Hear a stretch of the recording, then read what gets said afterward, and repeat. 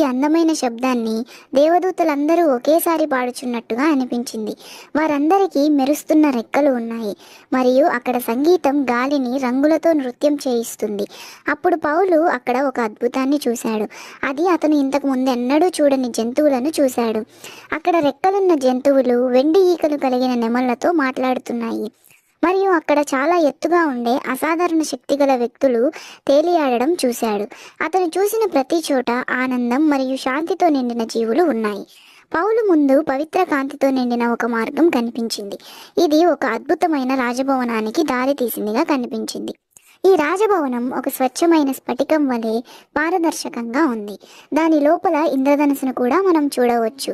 పౌలు నడిచి వెళ్తున్నప్పుడు దారి పొడవునా పువ్వులు అతని కోసమే వికసించాయి.